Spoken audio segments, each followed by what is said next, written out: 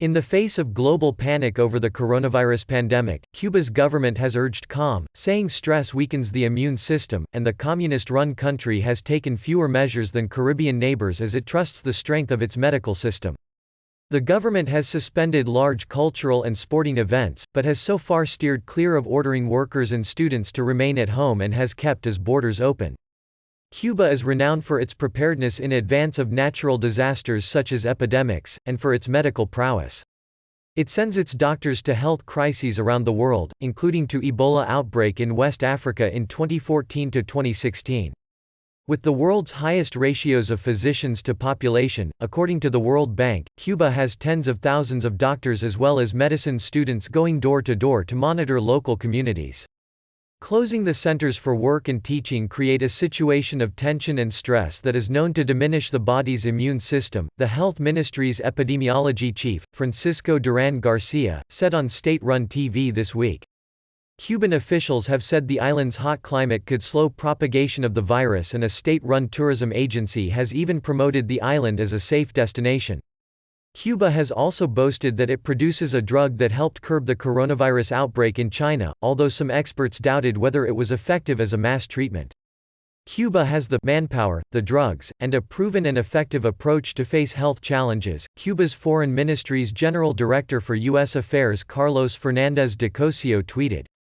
Many Cubans trust authorities' assurances they have the situation under control, in a country where the state has a monopoly of mass media. But some are concerned about the government's decision to keep borders, schools and workplaces open and to encourage tourism. On Wednesday, authorities reported the first death from coronavirus in Cuba, an 61-year-old Italian tourist. The number of cases has steadily risen over the past week to 16 confirmed, all imported, and 523 hospitalized on suspicion of having it. Critics note that Cuba has the oldest population in Latin America and the elderly are especially vulnerable to the disease.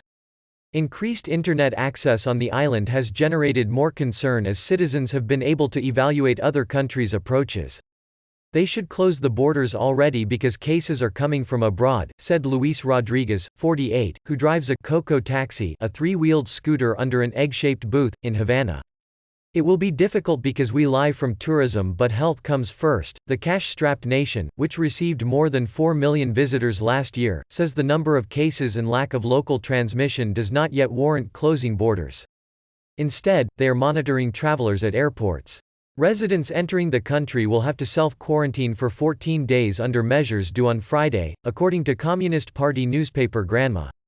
In the case of tourists, staying in hotels will be favored over bed and breakfasts, where there are all the conditions to increase epidemiological vigilance and medical supervision, it wrote. Critics question the efficacy of these checks, especially since people can be infected without showing symptoms. When we arrived at the airport, they just asked us if we had been coughing or had fever, although we came from France where there have been thousands of cases already, said Jules Lucier, a 28-year-old medical student on France, who arrived on holiday in Havana 5 days ago. While life in Havana has continued much as normal, some private business owners have chosen to suspend operations. We are closing next week because we cannot be a place for the virus to propagate, said Nelson Rodriguez Tamayo, owner of a buzzing cafe in the colonial Old Havana. We are thinking about doing delivery. Others are voluntarily keeping their children at home. One source said authorities would on Friday order private restaurants and bed and breakfasts to close and announce fiscal benefits for them. Many Cubans also worry about the lack of protective equipment and hygiene products in a country under U.S. sanctions, which faces shortages of many basic goods. Adequate hand washing is also problematic for many who face sporadic outages of running water, and Cuba is recommending that citizens make their own face masks. Shortages mean Cubans have to typically spend hours in queues when they go shopping, complicating social distancing. There is no way to shop online here, so if I don't queue up, how do I get by? Asked Eddie Zamora, 36, queuing outside a supermarket. And I don't have the money to stock up.